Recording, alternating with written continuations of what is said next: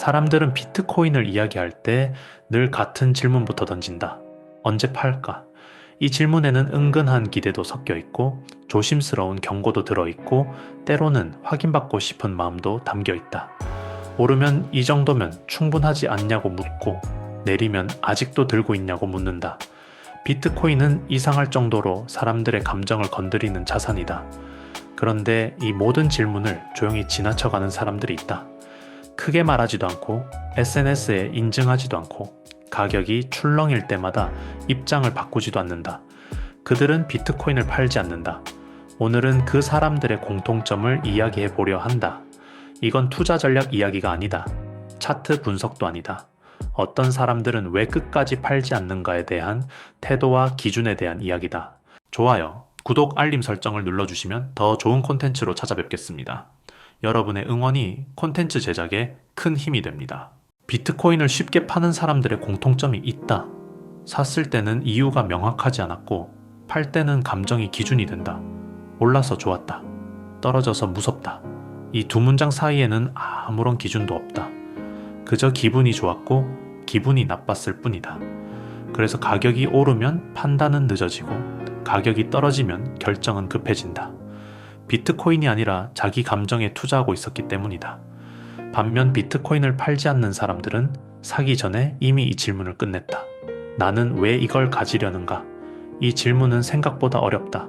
단순히 돈을 벌고 싶어서인지, 남들이 다 하니까인지, 놓치면 안 될 것 같아서인지, 이 정도로는 끝까지 들고 갈 수 없다. 그래서 그들은 더 깊이 들어간다.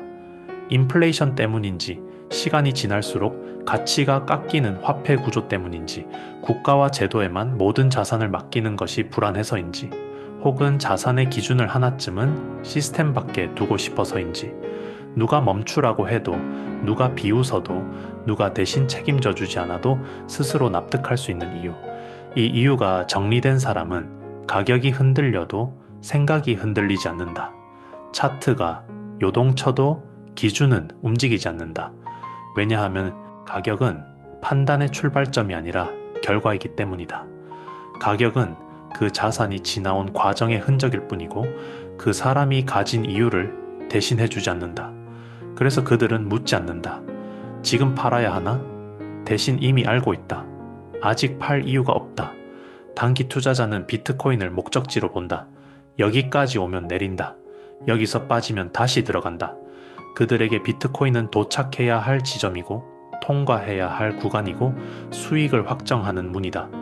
목적지는 언제나 숫자로 말해진다. 얼마, 몇 퍼센트, 몇 배. 그래서 목적지의 언어는 항상 불안하다. 도착하기 전에는 조급하고 도착한 뒤에는 더 갈지도 모른다는 불안이 생긴다. 목적지로 보는 순간 투자는 끝내야 하는 일이 된다. 하지만 오래 들고 가는 사람들은 비트코인을 좌표로 본다. 좌표는 도착하는 곳이 아니다. 세상을 해석하는 기준이다. 자산을 평가할 때, 국가 정책을 바라볼 때, 금리와 통화를 이해할 때 기준이 되는 좌표. 그들은 묻는다.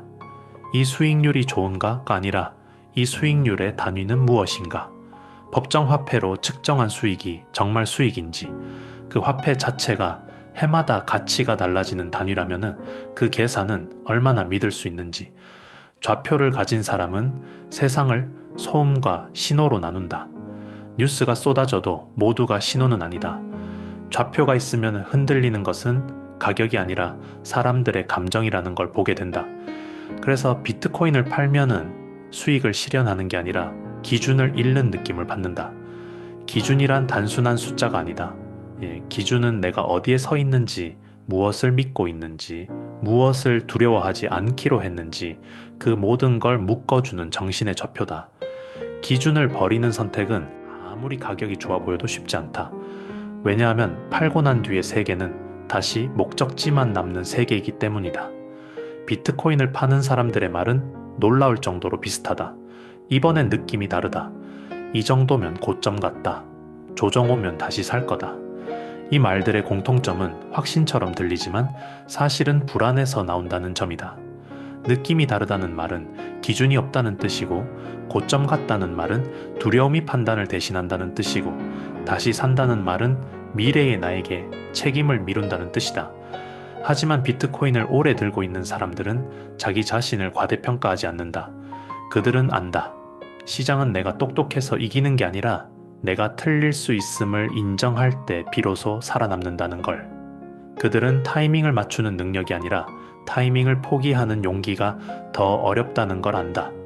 과거에도 고점이라 확신했던 순간은 있었고 그 위에는 항상 다음 고점이 있었다는 걸. 그리고 그 반대도 있었다. 끝났다고 확신했던 순간 시장은 다시 살아나곤 했다. 그래서 그들은 시장을 이기려 하지 않는다. 시장을 이기려는 마음은 결국 자기 감정을 이기려는 싸움으로 바뀐다. 그리고 대부분의 사람은 시장보다 자기 감정에 먼저 진다. 그래서 그들은 싸움을 바꾼다. 상대를 시장이 아니라 자기 자신으로 바꾸지 않는다. 시간을 선택한다. 시간은 누구의 편도 아니지만 끝까지 남아있는 사람의 편이 된다. 비트코인을 팔지 않는 사람들은 기회비용에 둔감하다. 더 오를 수도 있었는데 그때 팔았으면 이런 말에 크게 반응하지 않는다. 왜냐하면 그 말들은 대부분 지나간 순간을 기준으로 현재를 평가하려는 말이기 때문이다. 지나간 순간은 항상 정답처럼 보인다. 하지만 투자에서 지나간 순간은 결코 정답이 아니다. 그건 결과일 뿐이다. 그들은 결과로 자신을 심판하지 않는다. 대신 구조를 본다. 대신 이 질문에는 예민하다. 이걸 팔면 나는 다시 무엇을 들고 있어야 하는가? 이 질문은 가격을 묻는 질문이 아니다. 존재 방식을 묻는 질문이다. 법정 화폐, 통제 가능한 계좌, 언제든 늘어날 수 있는 돈. 그 구조로 다시 돌아가는 게 과연 나에게 유리한가? 그들은 안다. 법정 화폐는 편리하지만 결국 누군가의 정책에 기대는 자산이고 계좌는 안전해 보이지만 결국 누군가의 허락 위에 있는 소유권이며 돈은 가만히 있어도 늘어나기도 하지만 그만큼 가치가 얇아지기도 한다라는 걸. 그래서 팔아버리면은 내가 바꾸는 건 자산이 아니라 내가 서 있는 세계라는 걸 안다. 한쪽은 내가 완전히 소유하는 세계이고 다른 한쪽은 내가 허용되는 세계다. 이 질문 앞에서 그들은 쉽게 버튼을 누르지 않는다. 왜냐하면 비트코인을 판다는 건 단순히 현금화가 아니라 기준을 현금으로 바꿔버리는 일이기 때문이다. 그리고 기준을 바꾼 사람은 다시 흔들리기 시작한다.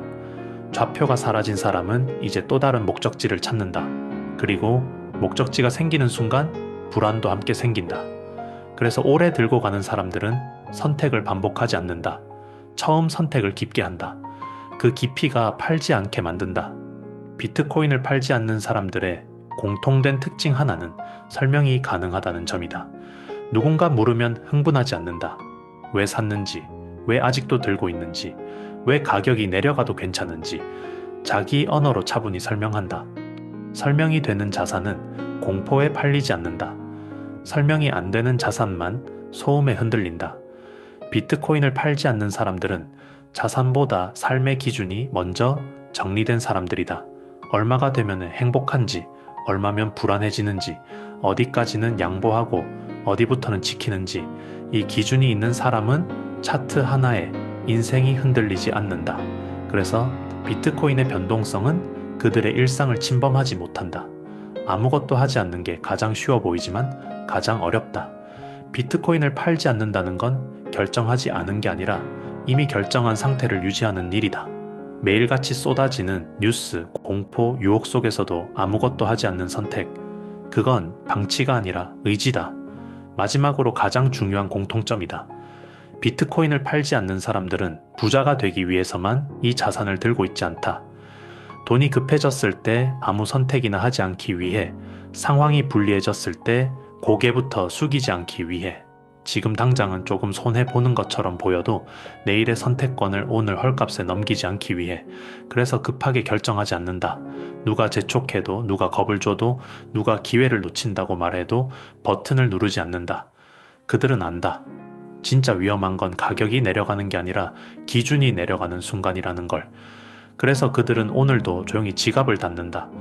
무언가를 하지 않음으로써 자기 자리를 지킨다. 가격을 예측하지 않는다. 미래를 단정하지 않는다. 다만 하나만은 분명히 안다.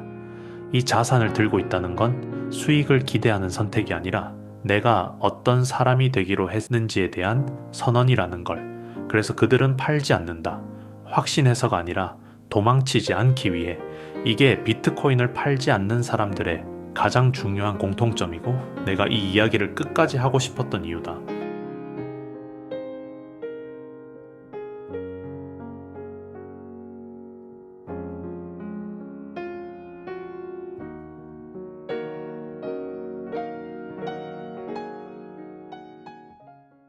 이 영상이 마음에 드셨다면 구독과 좋아요는 큰 힘이 됩니다. 빠르게 움직이는 세상 속에서 우리는 느리지만 단단한 투자를 이야기합니다. 아빠의 투자 일기 다음 이야기에서 또 뵙겠습니다. 이 채널은 아빠의 투자 일기를 공유합니다.